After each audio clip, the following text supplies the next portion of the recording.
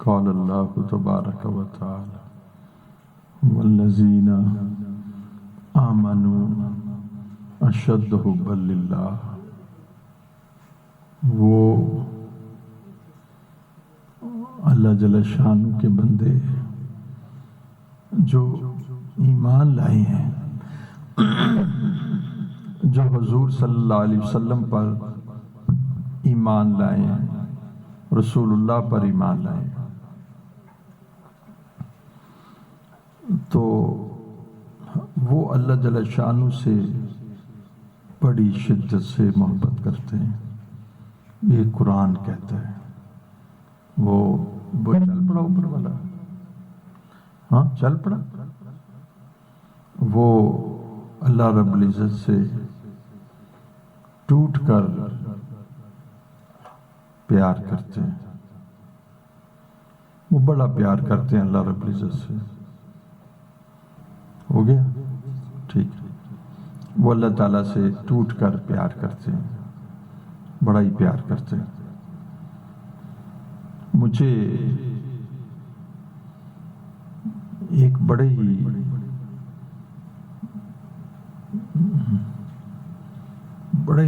صاحب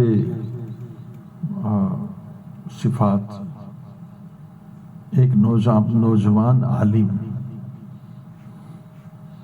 سے میرے دل میں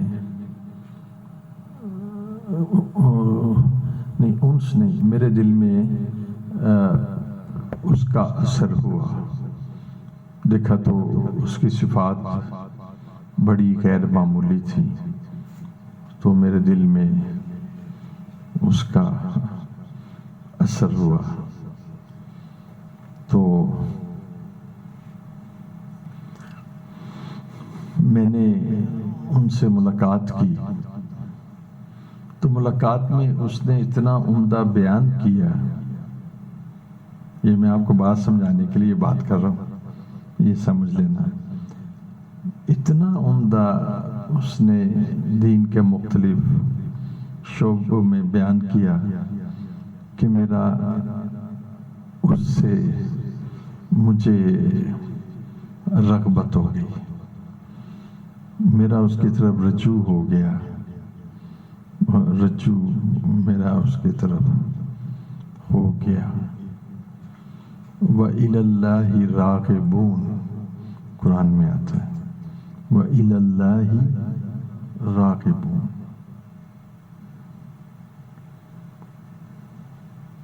اس کے بعد ایک دفعہ میں نے اس کو دیکھا کہ کسی شخص نے مجلس میں ان کی ساتھ کوئی درستگی سے بات کی، تو انہوں نے اخلاق حسنہ سے اس کا جواب دیا۔ جب میں نے دیکھا تو اخلاق حسنہ سے اس نے جواب دیا، تو اب میرے دل میں اس کی پہچان بڑھ گئی، مجھے اس کی پہلے سے پہچان بڑھ گئی۔ اگلے دن میں جب ان کے پاس آیا تو میں نے ان کو ہدیہ پیش کیا۔ جب میں نے ان کو ہدیہ پیش کیا تو ہدیہ دینے سے محبت بڑھتی ہے، تو انہوں نے میرا ہدیہ قبول کر لیا، میری محبت اور بڑھ گئی۔ پچھلی مجلس میں ان کا خلق، تقوی اور برداشت کو دیکھ چکا تھا۔ اس مجلس میں ایک غریب آدمی آیا، انہوں نے ان سے اپنے کو مسئلے بیان کیے، جس انداز سے انہوں نے اس کو ہینڈل کیا، تو میرے دل میں اس شخص کی پہچان اور بڑھ گئی، اس کی صفات کی پہچان، اس کی عادات کی پہچان، کہ کتنا گہرا ہے یہ شخص اور کتنا بڑا ہے اس کا ظرف، اور اس کے اندر کتنی استقامت ہے اور کتنا قرار ہے، اور یہ بہت اس کی جو بہت ساری باتیں ہیں وہ بڑی قابل صد افتخار ہے۔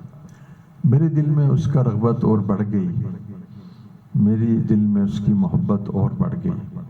میں اگلی دفعہ آیا تو میرے دل میں اس کا ملان اور بڑھ گیا۔ ابھی یہ لفظ سے ابھی میں نے محبت کا لفظ نہیں استعمال کیا، میرے دل میں اس کی طرف رجوع بڑھ گیا، حضرت کو کیوں اوپر بیٹھ جائیں؟ میری طرف میں آپ کا چہرہ دیکھنا چاہتا ہوں، میری طرف آپ کو فائدہ زیادہ ہوگا انشاءاللہ، اور فائدہ اللہ دیتے ہیں۔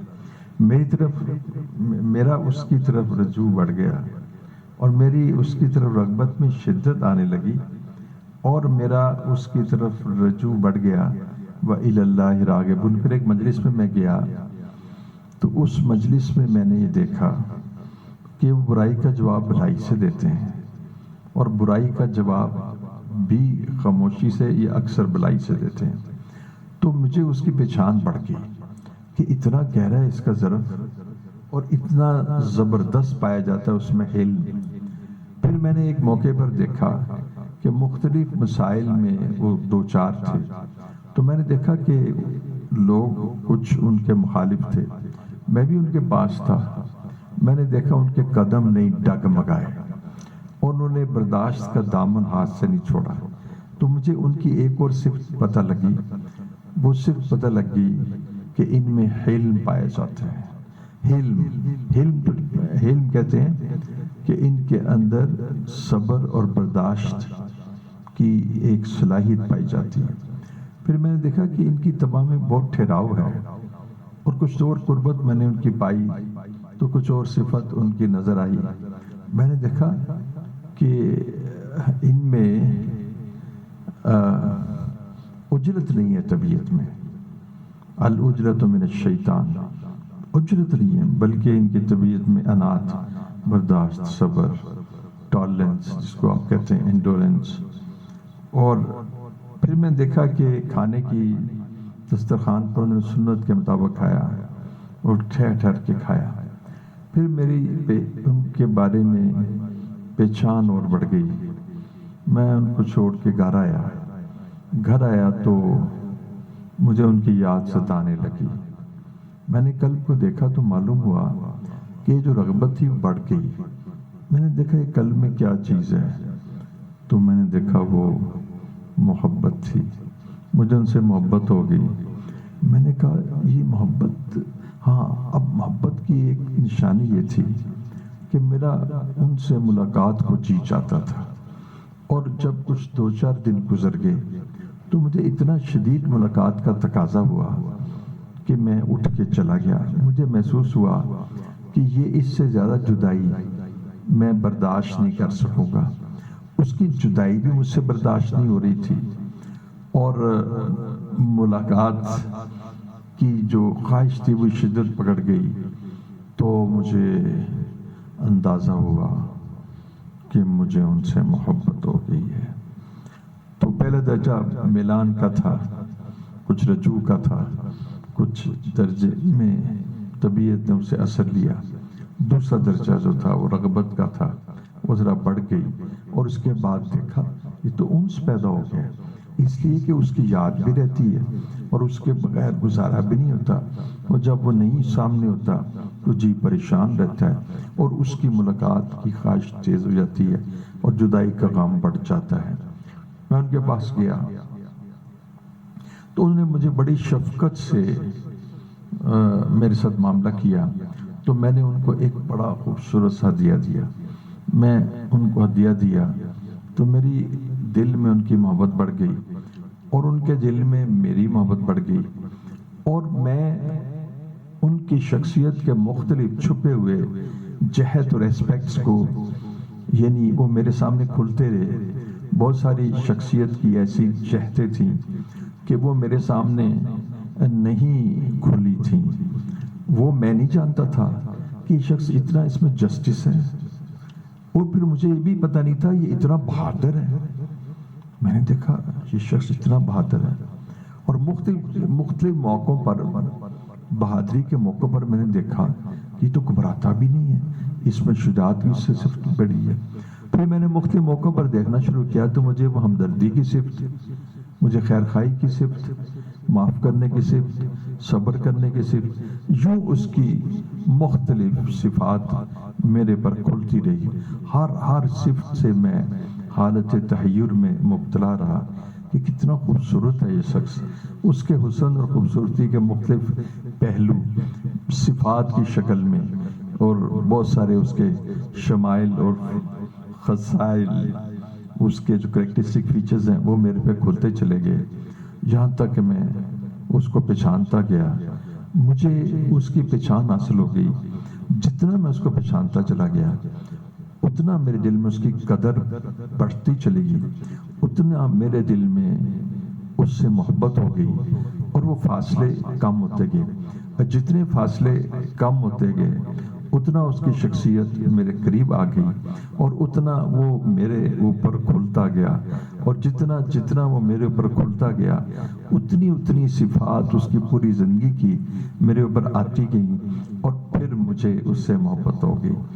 تو مجھے جب اس کی معرفت حاصل ہوئی کہ بھئی یہ شخص ہے، تو پھر میں اس کے اوپر میں نے اپنی جان دے دی۔ اسے کہتے ہیں فنائیت، اس کو کہتے ہیں عبادت۔ تو جس وقت اللہ جل شانہ کی صفات انسان سے اوجھل ہیں، وہ اس کو پہچانتا نہیں ہے، تو غفلت طاری رہتی ہے۔ تو جس وقت آدمی اللہ کے لیے کوئی تحفہ بیچتا ہے، میرے رب یہ تیرے لیے تحفہ ہے، یہ تیری تحفہ ہے، تو اس کو پسند کرتا ہے کہ مریض کی عیادت کرے۔ تو نہیں تو کہا تھا کہ میں بیمار تھا، اگر تم میرے پاس آتے تو مجھے اسی دہلیز پر مریض کی پاتے، تو میں نے تجھے پانے کے لیے تو میں چلا تھا، اور میں نے یہ بھی چاہا تھا کہ فرشتے میرے لیے استغفار کریں، کہ جو مریض کی عیادت کے لیے جاتا ہے تو 70,000 فرشتے اس کے لیے استغفار کرتے ہیں۔ تو میں نے تجھے پانے کے لیے مریض کی، پھر میں نے دیکھا تھا کہ ایک شخص کے پاس کھانا نہیں ہے، تو میں نے دیکھا کہ ایک شخص کے پاس کھانا نہیں ہے، پھر میں نے وہ کھانا جو ہے اس کو تیار کیا، پکوایا، میں خود لے کے گیا، اور مجھے معلوم تھا کہ تو اس عمل سے، کیونکہ تو کھانا کھلانے کو بہت پسند کرتا ہے، کہ یہ بہت بڑی نیکی ہے، جو معروفات اور نیکیاں ہیں ان میں سے ایک بہت بڑی نیکی کھانا کھلایا، تو اللہ تجھے پانے کے لیے میں نے کھانا کھلایا۔ جب میں نے تیرے بندوں کو کھانا کھلایا، تو مجھ سے خوش ہو گیا، اور تیری ایک صفت میرے اوپر کھل گئی، میں یقین کرنے لگ پڑا کہ تو ہی رازق ہے، اور رزق صرف تیرے سے ہی ملتا ہے، تیرے سوا اور کوئی رزق نہیں دے سکتا۔ تو میں عمل کرتا گیا، اور تو میرے اوپر کھلتا گیا، تیری صفات میرے اوپر کھلتی گئیں، مختلف جہت سے میں تجھے دیکھتا رہا، ہر آن تیری نئی شان ہے، اور ہر آن تیری شان ہے، تو میں نے پہچان لیا تیری صفات سے۔ میں نے ایک دفعہ آسمان کی تخلیق میں غور و فکر کیا، تو غور و فکر جب میں نے کیا تو میں حیران ہو گیا کہ اتنے سیارے ہیں جس کو تو چلا رہا ہے، اور اتنی انسانیت، اور اتنے چرند اور پرند اور حیوان جس کو تو رزق کھلا رہا ہے۔ تو مجھے تیری رزاقیت پر یقین آ گیا، اور تیری صفت رزق مجھ پر کھل گئی، اور میں حیران ہو گیا، میں تیرے حسن سے اور تیری صفات سے میں حالت تحیر میں چلا گیا کہ تو اتنا بڑا ہے، سب کو کھلاتا ہے۔ میں پریشان ہو گیا، میں نے جب تیری عظمتوں کا تصور کیا تو سورج کو میں نے دیکھا، تو میں نے سورج 9 کروڑ دور، اور یہ کائنات کتنی وسیع، تو میں سورج کی چال جو اس کا، جسے کیا کہتے ہیں، اس کا جو آربٹ، جسے کہتے ہیں اس کا پاتھ وے، اس پاتھ وے میں سورج چلتا ہے، وہ جو اس کا راستہ متعین ہے، وہ راستہ اللہ جل شانہ نے فرمایا قرآن میں کہ ہم نے متعین کیا ہے، اس راستے کی وہ خلاف ورزی نہیں کرتا۔ جب میں نے سورج کو دیکھا، اس سائنسدانوں نے مجھے سورج دکھائی دیا، اور کوئی چیز اس کی چھپی باقی نہ رہی، تو میں پھر حالت تحیر میں پڑ گیا، میں حیران ہو گیا، یہ اتنا بڑا رب ہے۔ تو میرے منہ سے نکلا اللہ اکبر، अल्लाह अकबर। तो मुझे अकबर का मतलब तब समझ आया, ग्रेट, ग्रेटर, द ग्रेटेस्ट, कि ये तो ग्रेटेस्ट है, सबसे बड़ा है। तो तेरी जहतें मेरे पे खुलती रही और मैं तुझे गिफ्ट देता रहा। कभी मैंने सजदों को के गिफ्ट्स दिए और कभी मैंने तेरे बंदों के ऊपर, कि तूने कहा कि मेरे बंदों में से सबसे ज़्यादा प्यारा बंदा वो है जो मेरे बंदों को नफ़ा पहुँचाए। मैं इस हाल में लोगों को नफ़ा भी पहुँचाने का इरादा करता था। मैं रात को तहज्जुद भी पढ़ता था, सुबह को मैं जिक्र भी करता था, नेक लोगों की मजलिस में भी बैठता था। इस बैठने की बरकत से अल्लाह जल्ल शानु मेरे करीब आ जाते थे। जब कोई करीब आ जाता है तो उसको पहचानना, एक तस्वीर बड़ी दूर लगी हो तो बहुत बड़ी भी हो, बहुत बड़ी भी हो, तो आप उसको पहचान, दूर से तो वो मुबहम होगी, जब करीब आते चले जाएंगे वो तस्वीर वाज़े होती चली जाएगी, वो तस्वीर वाज़े होती चली जाएगी। ये पक्की बात है ना। अच्छा, तो जिस वक्त आपने आमाल को इखलास के साथ किया तो आपको अल्लाह का कुर्ब और ताल्लुक और नज़दीकी हासिल होती चली जाएगी। अब अल्लाह जल्ल शानो की ज़ात आप पर खुलती चली जाएगी, वो जो पर्दे थे वो हटते चले जाएंगे। आप अल्लाह ताला की सिफात को, एक दफ़ा कुछ ऐसा मामला हुआ कि आपने बहुत कोशिश की कि ऐसे हो लेकिन वो ना हुआ, तो आपको अल्लाह जल्ल शानो की कुदरत का यकीन आ गया कि जो मैं चाहता हूँ वो नहीं होता, जो अल्लाह चाहते हैं वो होता है। तो जब आदमी किसी फ़कीर की सोबत को इख्तियार करके सलूक और अल्लाह के रास्ते पे चलता है तो वो मुकामात तय करता चला जाता है। जब कुछ से इबादत करता है तो उसका मामला उसके पास है, वो तरीक नहीं है, क्योंकि इस रास्ते में उस्ताद की ज़रूरत है। और इसकी सबसे बड़ी दलील ये है, इन्नमा बुइस्तु मुअल्लिमन, कि मैं मुअल्लिम बना के भेजा गया। और फरमाया कि मैं वही ज़क्कीहिम में, यानी मतलब है कि तज़किया के लिए भी एक इंसान जो मुज़क्की उसकी ज़रूरत पाई जाती है।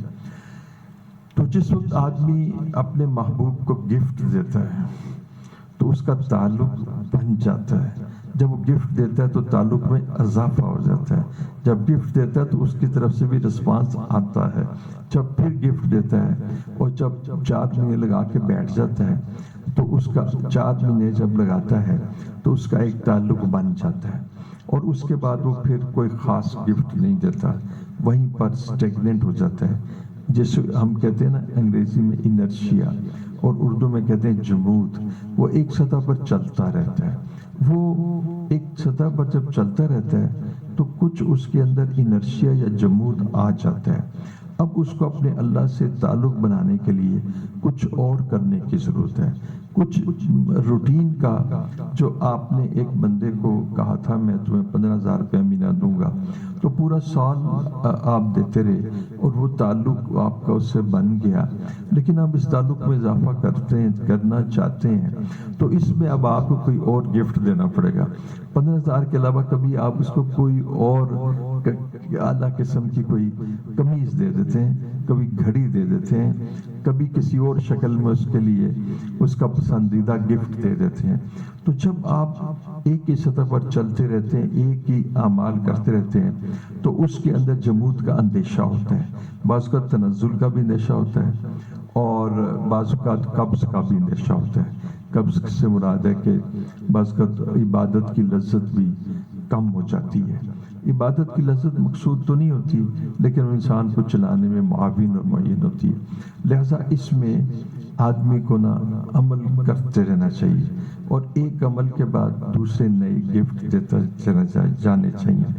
मेरे पास एक आदमी आ गया, आज ही सुबह आया, तो वो मैं पहले तो मेरी बड़ी अहम गुफ्तगू हो रही थी, वो हिल्म के बारे में हो रही थी। तो उसके बाद वो आदमी आ गया, मैंने कहा तो बहुत आम है, और वो इंतहाई ज़रूरतमंद था। ज़रूरतमंद से मुराद था कि उसको मशवरा चाहिए था, माल के द्वार से उसको मशवरा चाहिए था, उसको ना मशवरा चाहिए था। तो मैंने सोचा कि यार इसका तो नुकसान बहुत शदीद हो जाएगा। तो मैं थका भी हुआ था, थका सिर्फ फजर की बात थी कि मैं रात ज़रा लेट सोया, कुछ बाजू में कुछ ऐसे درد بھی کچھ آئی، اللہ نے فضل فرمایا وہ ٹھیک ہو گئے، میں نے شکر ادا کیا. تو صبح میرے طبیعت میں تھوڑا سا تھا، لیکن میں نے کہا نہیں، میں نے اس کا کام کرنا ہے. کام خالص دنیاوی تھا، اس کی جسم اور صحت سے متعلق تھا. میں نے اس وقت نیت کر لی کہ میں اب نہ اس کا کام کرتا ہوں. میں نے منشی کی طرح اس کا کام کیا، اور کام میں نے کہا اللہ میں تیرے لیے کرتا ہوں، تیری محبت کے لیے کرتا ہوں، تجھے حاصل کرنے کے لیے کرتا ہوں. ہے تو یہ دنیا کا کام. اور بالکل میں نے کلرک بن کے میں نے اس کا کام کیا. اس کے والد مسجد کے ایک بہت نیک سالے 24 گھنٹے مسجد میں بیٹھے تھے، اذان دیتے، اور خود وہ ایک یونیورسٹی کا آدمی تھا. اچھا، المختصر یہ کہ ایک ایک عمل میں میری نیت یہ تھی کہ میرے رب تو مجھے مل جائے، اور میں یہ تیرے لیے کر رہا ہوں. اس سے میں نے کوئی میرا اجر اللہ کے ذمہ ہے. تو اس وجہ سے یہ تعلق میں میرے اس کے بعد میں نے اپنے آپ کو ہلکا پایا. میرا جسم تو تھوڑا سا بھاری ہو گیا. بھاری سے مراد ہے کہ معمولی سی تھکن میں نے محسوس کی جسم میں، دماغ میں نہیں، لیکن میرا دماغ اور روح ہلکی ہو گئی. روح کی کثافت اور اتر گئی، اور روح میں اور ایک لفظ ہے لطافت آ گئی. روح کی لطافت کے جب نسبت حاصل ہوتی ہے تو سب سے اہم چیز لطافت ہے. جب تک آدمی کی جسم میں اور روح میں کثافت رہتی ہے خدا کو نہیں پہچان سکتا. یہ کثافت گناہوں کی وجہ سے ہوتی ہے، اور نفس کو خوش کر کے نفس کی خواہشات، چاہے وہ حلال خواہشات ہوں، حرام خواہشات سے تو قلب میں ظلمت آ جاتی ہے، اور حلال خواہش کی کثرت سے، میں نے کیا کہا بھی ڈر نہ جانا، حلال خواہش کی کثرت سے کہ ابھی وہاں جا کے ہوٹل میں کھانا کھاتے ہیں، ابھی وہ مشروب پیتے ہیں، ابھی یہ قمیض خریدتے ہیں. ایک بندے میرے پاس آیا، اس کے پاس 165 شرٹس تھی، آپ بھی کی عمر کا تھا. ایک آدمی میرے ساتھ، اس کو گاڑیاں ہر جگہ سے گاڑی اٹھا لیتا تھا.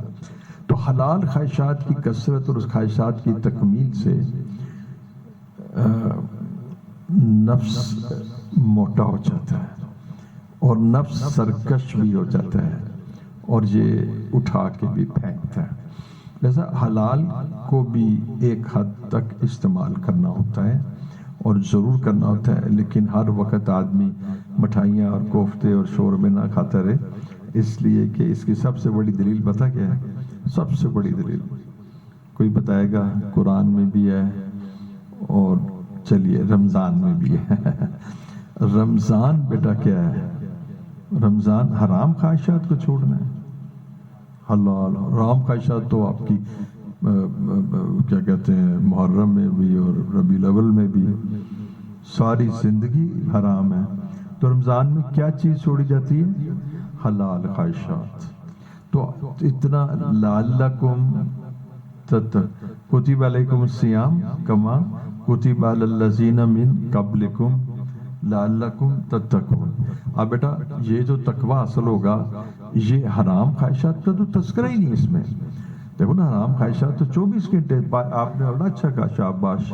پوری زندگی جو ہے نا حرام ہے. یہ صرف حلال خواہش کی آپ نے کھانا نہیں، وہ خواہش کے وہ بیوی جو کہ خالص حلال ہے اس کے پاس جانا نہیں. ٹھیک ہے، تو ان حلال خواہشات کی کثرت سے بھی قلب میں وہ پیدا ہوتی ہے. تو جس وقت آدمی عمل کرتا ہے، اور لسٹ ہے، ایک لفظ ہے لسٹ کہتے ہیں شہوات، لسٹ کا ترجمہ ہے شہوات، ان سے بچتے حرام سے. اب ایک اور میں قرآن کی آیت وہ ہے نا، وَنَهَا النَّفْسَ عَنِ الْهَوَىٰ وَأَمَّا مَنْ خَافَ مَقَامَ رَبِّهِ. توبہ میرے اللہ، مجھے رب کے سامنے کھڑے کر دیا جائے گا؟ نا نا نا نا نا نا نا، یہ بات میری باپ کو نہ بتانا، نا نا نا نا، یہ میرے سے غلطی ہوگی ہے لیکن میرے باپ سے چھپا دینا پلیز. حضرت ڈاکٹر صاحب سے بھی چھپا دینا. نا نا نا، میں ڈاکٹر صاحب کے سامنے کیسے آؤں گا؟ پلیز پلیز نا چھپا دینا. وَأَمَّا مَنْ خَافَ مَقَامَ رَبِّهِ उफ मेरे रब के सामने मुझे इन तमाम गुनाहों के साथ, उफ इन गुनाहों के साथ कि जिससे रब ने मना किया था मुझे खड़ा कर दिया जाएगा, मुझे दरमियान में कोई पर्दा हाइल होगा ताकि मेरा रब मुझे देख न सके। नहीं, वो तो हर कोई पर्दा नहीं हाल होगा, वो तो अभी भी तुझे देख रहा है। अलम या अलम बेअदन्ना जरा, तो उस वक्त अल्लाह के सामने तुम खड़े कर दिए जाओगे। तो उसने ये सोचा कि मैंने डरना है, मैंने गुनाहों से बचना है, इसलिए कि मैं रब के सामने खड़े कर दे जाऊंगा। तो उसने क्या किया बताइए, वनहा नफ्सा अनिल हवा, तो उसने इस खौफ से अपने नफ्स को, हवा के मतलब है ख्वाहिशात, यहाँ मुराद ख्वाहिशात से हराम ख्वाहिशात, और यहाँ मुराद है शहवात, लस्ट, उसने अपने आप को ना लस्ट और शहवात से रोका। तो फिर उसको क्या मिल गया, अल्लाह की रजा। क्या मिल गया, अल्लाह की रजा।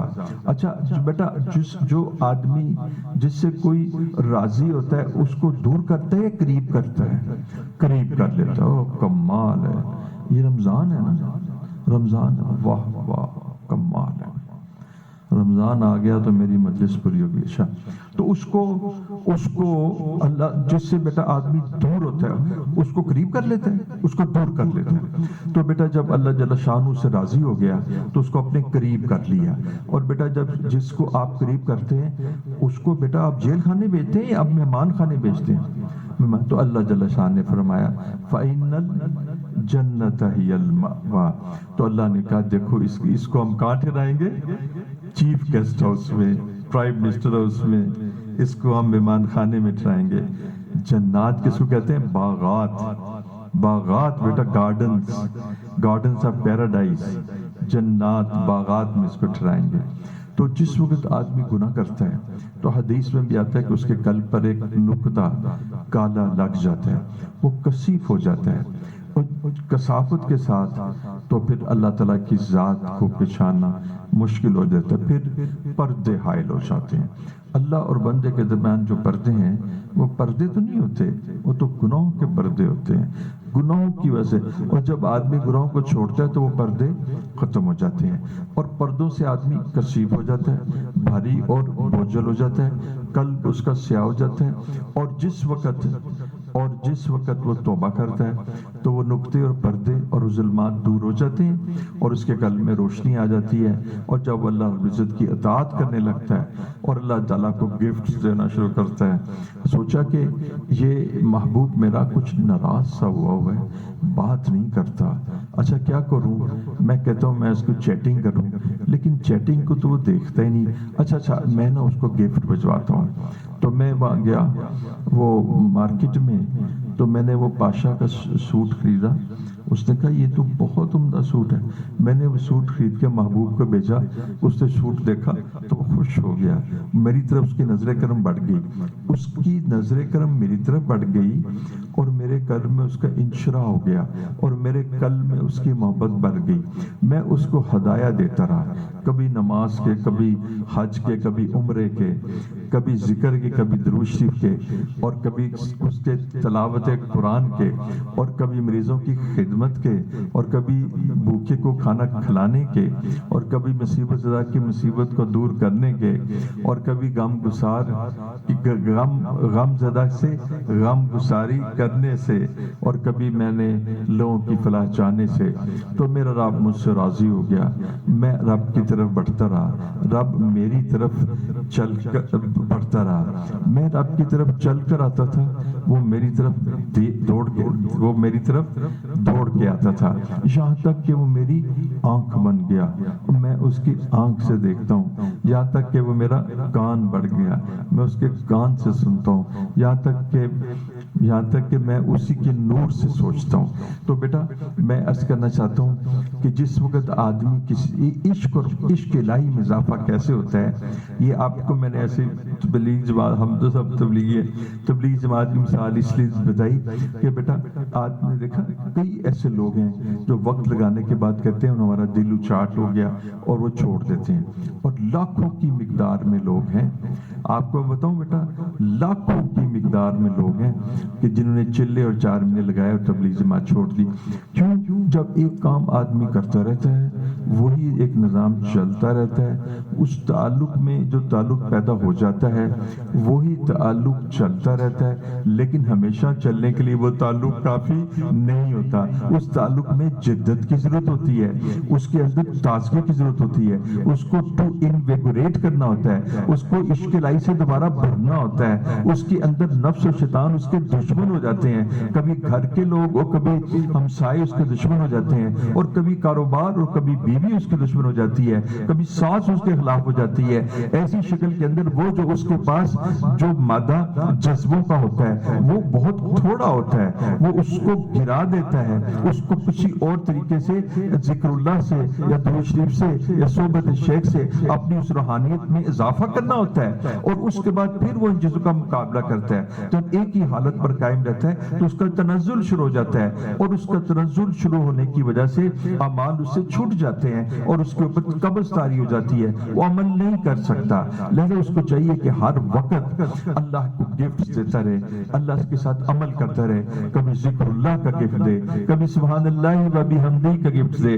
اور پھر وہ نفس و شیطان جو اس کو ورگلا دیتے ہیں تو پھر اللہ تعالیٰ سے فوراً معافی مانگتا رہے, اور پھر یہ کہ استغفار کرتا رہے تاکہ اس کا دل صاف ہو جائے, اور اگر گناہوں سے سرد ہو جائیں تو اس کی کثافت بڑھ جائے تو فوراً درود شریف سے اس لطافت میں اضافہ کرے کہ جتنا وہ لطیف ہوگا, کیونکہ اللہ کی ذات کیا ہے, اللہ نور السماوات والارض, تو نور میں کتنی لطافت ہوتی ہے, اللہ میں کوئی کثافت نہیں, اللہ کی ذات سبحان ہے اور سبحان میں کوئی عیب نہیں. تو جو بے عیب ہے وہ کثیف آدمی کے ساتھ تعلق کیسے بنا سکتا ہے؟ ٹھیک ہے, آپ نے دیکھا کہ آپ نے جمعے کو کپڑے پہنے اور صاف ستھرے کپڑے پہنے, اجلے کپڑے پہنے, عمدہ سوٹ پہنا, واہ واہ کلف بھی لگی ہوئی تھی, خوشبو بھی لگی ہوئی تھی.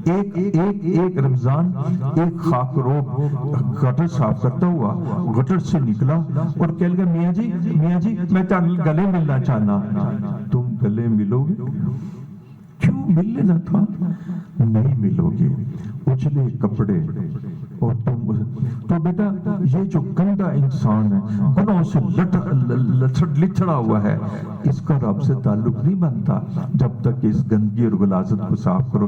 بیٹا دیکھو, چلو بیٹا تم کسی افسر کے پاس جاؤ اور اسے بو آ رہی ہو اور تمہارا اس سے کام ہو تو تم بھی اس کی بو کی وجہ کے باوجود سے ملو گے نا, حضرت آپ ملیں گے نا اس سے, کیونکہ آپ کا تو اس سے کام ہے. تو بیٹا اللہ کو آپ سے کیا کام ہے, جب آپ سے بو آ رہی ہوگی اللہ کیوں ملیں گے آپ سے؟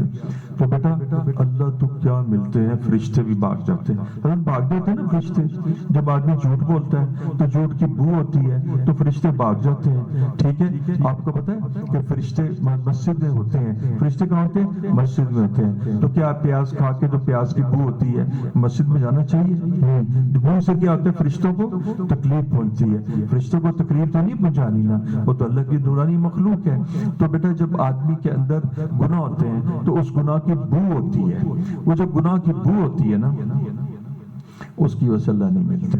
تو یہ بندہ جو ہے نا, یہ بیٹا اس کو اپنے اندر کو صاف رکھنا ہے. اور صفائی کیسے ہوتی ہے؟ نماز سے. صفائی ہوتی ہے شیخ کی صحبت سے, اللہ والوں کی صحبت سے.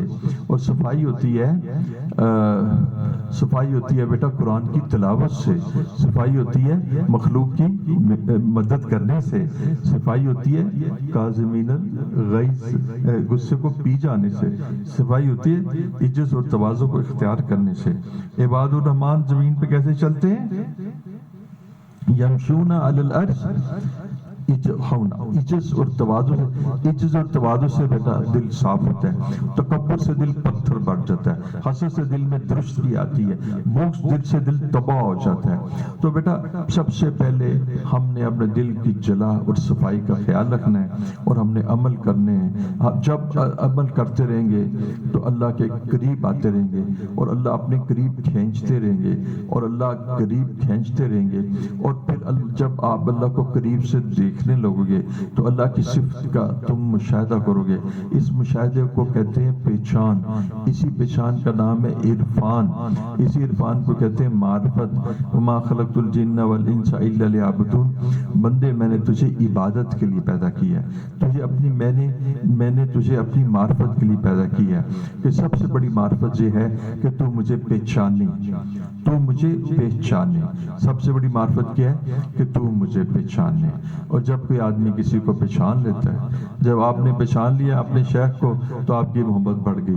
جب کسی نے اپنی بیوی کو پہچان لیا کہ اس کی یہ صفات ہیں, اور جب اس کی ہر بات اس کے اوپر کھل گئی اور واقعتاً اس کی صفات بہت غیر معمولی تھیں اور بہت اعلیٰ تھیں, تو وہ اپنی بیوی پر فریفتہ ہو جاتا ہے.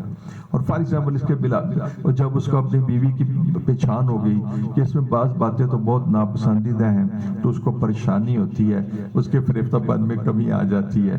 وہ پھر اس کے ساتھ کہتا ہے کہ ہاں بھی ٹھیک ہے, ہم نے کوئی زندگی تو گزارنی ہے, دنیا میں کوئی فرشتے تو ملتے نہیں, جنت میں فرشتے مل جائیں گے.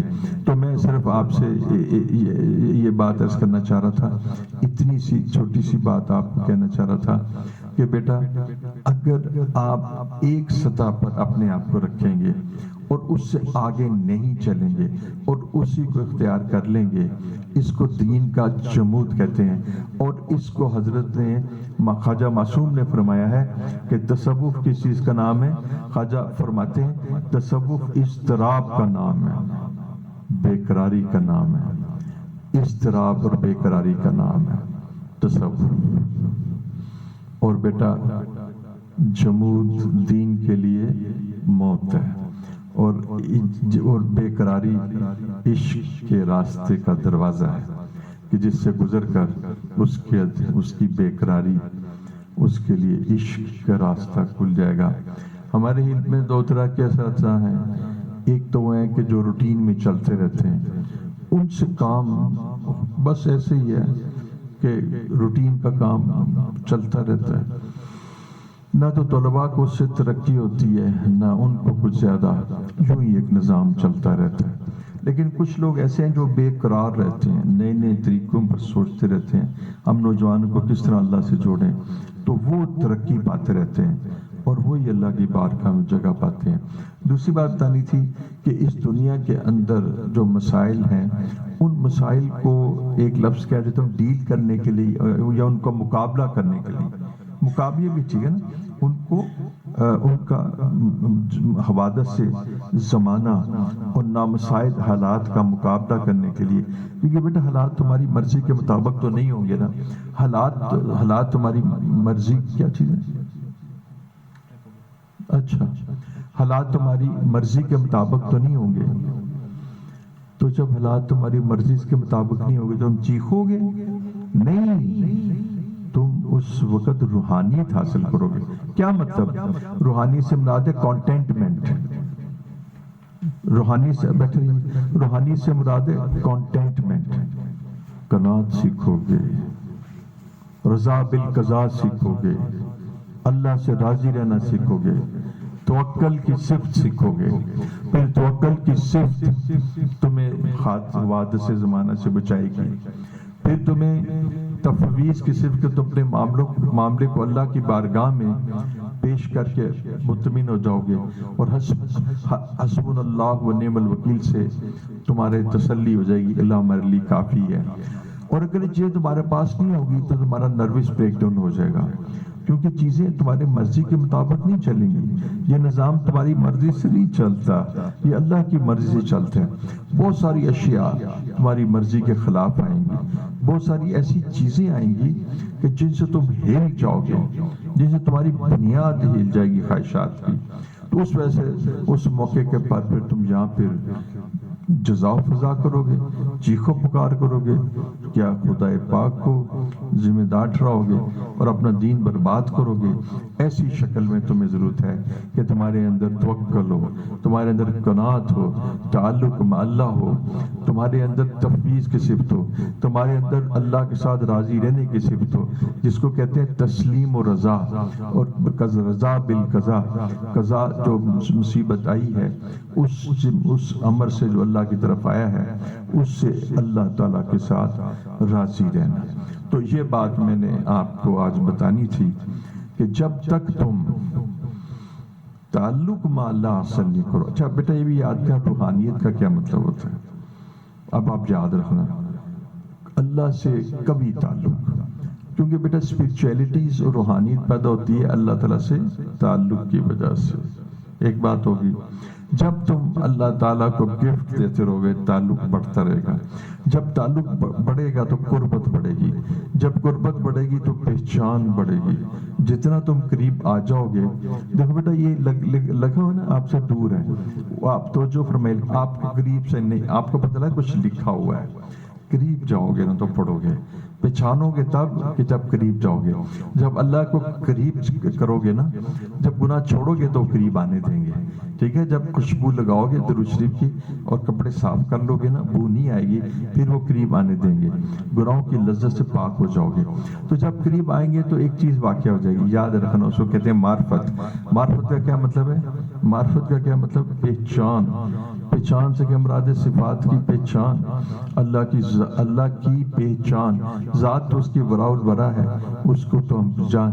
وہ کیسا میرا رب ہے، اتنا لونگ ہے، واہ واہ. اس کی خالقیت کو دیکھیے، ایسا زبردست تصویر بناتا ہے. مصور کو دیکھیے، حنان، ودود، لونگ، پیار کرنے والا، غفار، رحیم، رحمان.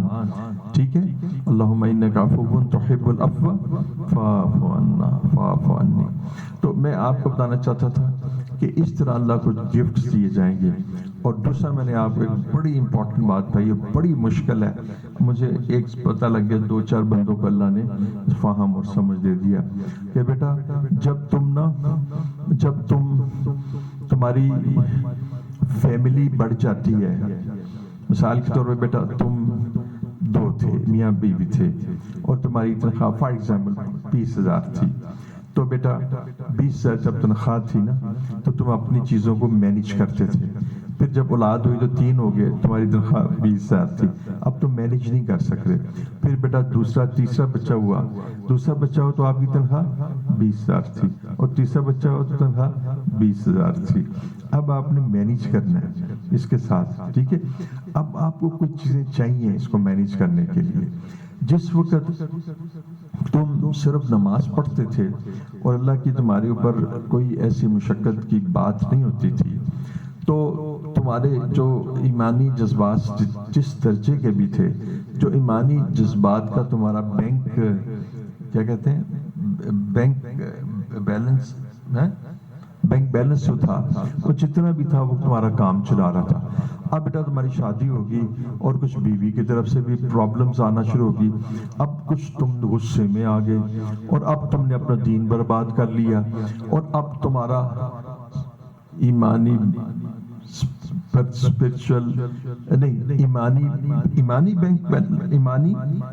بینک بیلنس وہی تھا. اب بیٹا وہ تو کم ہو گیا تھا. اب جب وہ تو اس کو فیڈ ہی نہیں کر سکتا تھا، تو بیٹا اب تم نا تلخ ہو گئے، پھر بچے ہو گئے، اور پھر بھی وہی تھا، اور پھر اور پرابلمز آ گئی.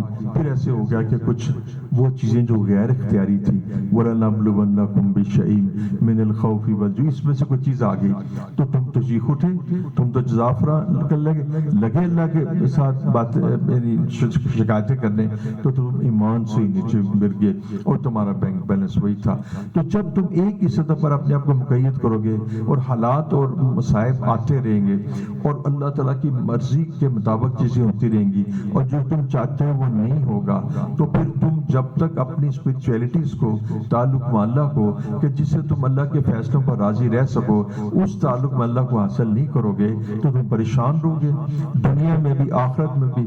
تو اس لیے جب تک ایک سطح پر آدمی پھنس جائے تو اس کو چاہیے کہ وہاں سے نکلے اور آگے چلے، بڑھنا چلنا شروع ہو جائے، اور اللہ رب العزت کو اچھے اچھے گفٹ دیتا رہے، اللہ اس سے راضی ہوتا رہے اور ذکر بھی کرتا رہے، شیخ کے پاس آتا رہے.